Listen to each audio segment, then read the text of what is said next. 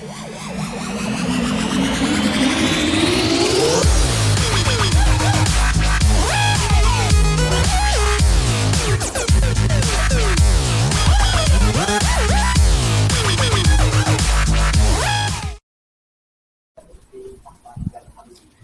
hai, Assalamualaikum dan selamat sejahtera. Jadi pada hari ini cikgu diberi topik perbincangan tentang bab 5, tingkatan 5 dan temanya ialah tema pembinaan negara dan subtopiknya ialah langkah pembentukan Malaysia.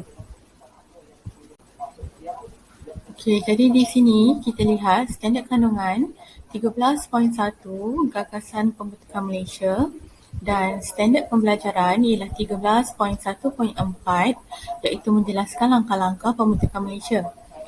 Dan di sini objektif bagi topik pembelajaran kita yang pertama, menghuraikan langkah-langkah pembentukan Malaysia, menjelaskan ciri-ciri Suruhanjaya Kobol dan menjelaskan kepentingan pembentukan jawatan kuasa antara kerajaan JAK.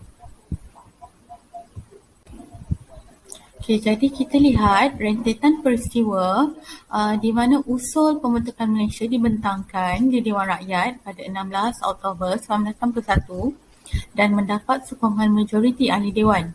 Dan sokongan ini membolehkan Kerajaan Persekutuan Tanah Melayu menggerakkan usaha bagi membentuk Malaysia. Okay, kita lihat pula usaha bagi membentuk Malaysia. Yang pertama, mengadakan siri lawatan. Yang kedua, Jawatan Setiakawan Malaysia JKSM. Yang ketiga, referendum Singapura. Yang keempat, Rundingan London. Yang kelima, Suruhanjaya Kobol. Dan yang keenam, jawatan kuasa antara kerajaan JAK. Okay, kita lihat siri lawatan di mana Tunku Abdul Rahman Putra Al-Haj mengadakan lawatan ke Sarawak dan Brunei. Jadi lawatan ini untuk meninjau dan bertemu dengan pemimpin tempatan bagi menerangkan pembentukan Malaysia. Kerajaan Persekutuan Tanah Melayu pada waktu itu telah menjemput pemimpin Sarawak dan Sabah untuk datang ke Persekutuan Tanah Melayu dan pada Ogos 1962, Datuk Bandar Abang Haji Mustafa, Temenggung juga Anak Barieng, Donald Stephen dan Datuk Harun mengadakan lawatan untuk meninjau kemajuan di Persekutuan Tanah Melayu. Seterusnya, pada November 1962, lawatan Tunku Abdul Rahman Putra Al-Haj ke Sarawak dan Sabah, di mana lawatan tersebut turut disertai oleh Dr. Burhanuddin Al-Helmi dan Tun Ghaffar Baba ke Sarawak dan Sabah. Jadi lawatan ini menunjukkan terdapat kesepakatan dalam kalangan ahli politik di Tanah Melayu untuk menjelaskan gambaran sebenar tentang rancangan Malaysia kepada penduduk Sabah dan Sarawak. Okay, kita lihat yang kedua, Jawatan Kuasa Setiakawan Malaysia JSKM. Malaysia Solidarity Consultative Committee MSCC atau dikenali sebagai Jawatan Kuasa Setiakawan Malaysia JKSM ditubuhkan ketika persidangan ahli-ahli Parlimen Commonwealth di Singapura pada 23 Julai 1961. Jadi kita lihat pula tujuan penubuhan untuk meyakinkan penduduk Sarawak dan Sabah tentang pembentukan Malaysia, menyediakan ruang perbincangan bagi mendapat kata sepakat terhadap pembentukan Malaysia, mengumpulkan pandangan tentang pembentukan Malaysia, menyediakan ruang perbincangan bagi mendapatkan kata sepakat terhadap pembentukan Malaysia, menyebarkan maklumat berkaitan dengan Malaysia dan memupuk aktiviti penghebatan dan mempercepatkan pembentukan Malaysia.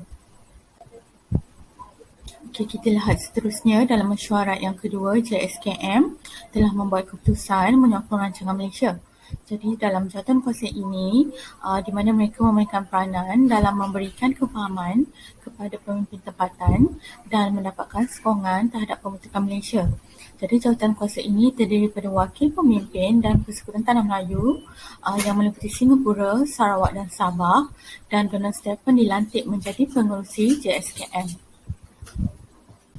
Okey, kita lihat yang ketiga, Referendum Singapura merupakan rundingan antara Kerajaan Persekutuan Tanah Melayu dengan Singapura diadakan pada bulan Ogos 1962 hingga September 1962, menghasilkan persetujuan bagi penyertaan Singapura ke dalam Malaysia. Jadi kita lihat satu referendum telah diadakan di mana Singapura perlu menyatakan bentuk pilihan sama ada ingin menyertai Malaysia atau tidak. Okey, kita lihat rundingan London pada November 1961. Rundingan berhubung dengan pembentukan Malaysia diadakan di London dan Malaysia bersetuju Suruhanjaya tersebut ditubuhkan. Okey, kita lihat Suruhanjaya Kobol dibentuk secara rasmi pada bulan Januari 1962 dan mengandungi wakil yang dilantik oleh Kerajaan British dan Persekutuan Tanah Melayu. Okay, dan yang terakhir, yang keenam, pembentukan Jawatankuasa Antara Kerajaan JAK di mana penubuhan diumumkan pada bulan Ogos 1962 oleh Kerajaan British.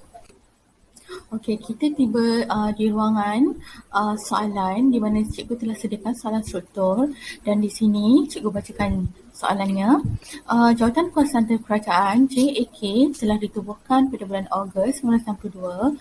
Jadi soalan yang pertama, mengapa Jawatankuasa Antara Kerajaan ditubuhkan? Jadi memperuntukkan 2 markah.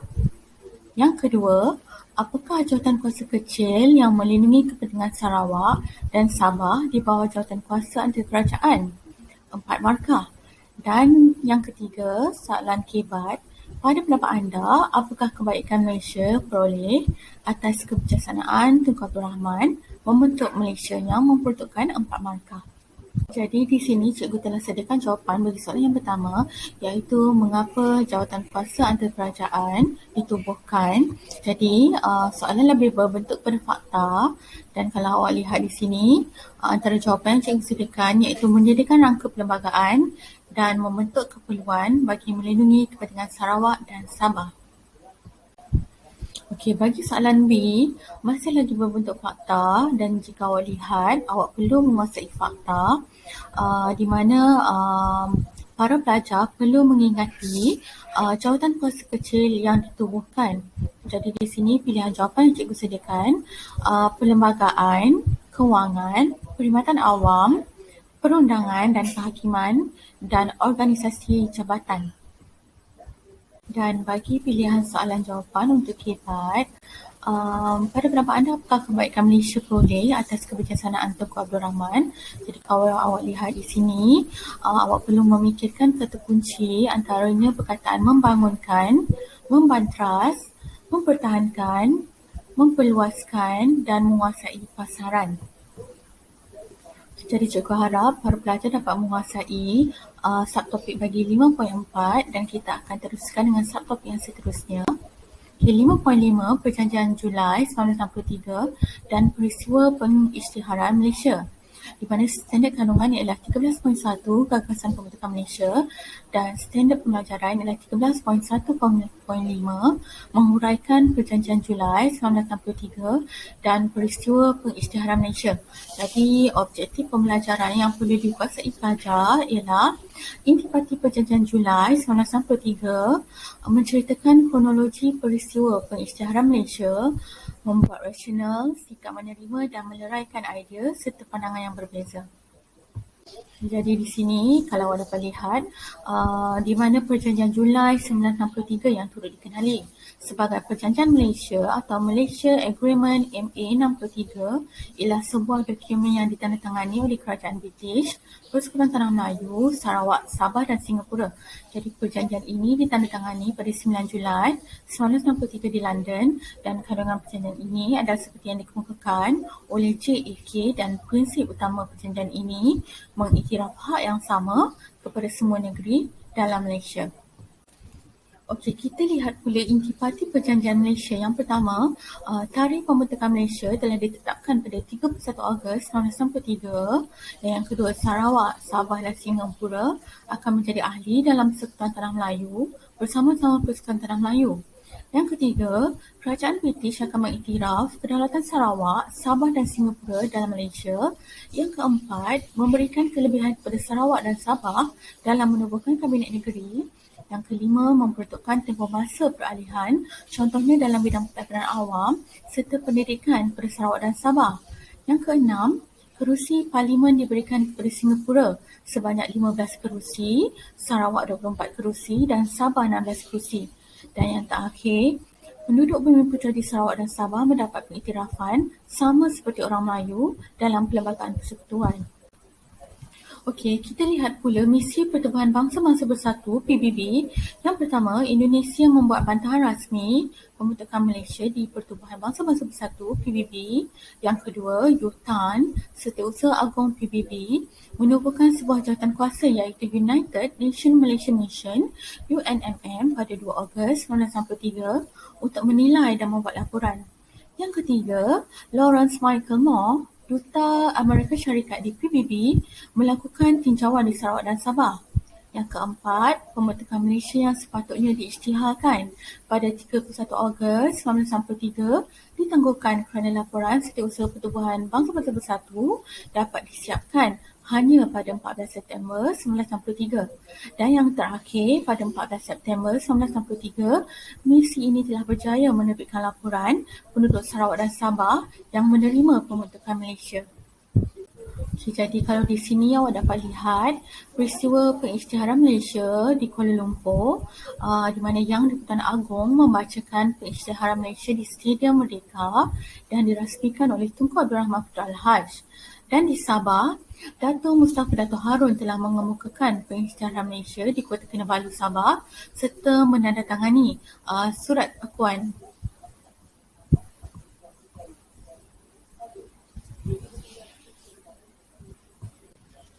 Okey, para pelajar, untuk subtopik 5.5, cikgu telah sediakan soalan esei.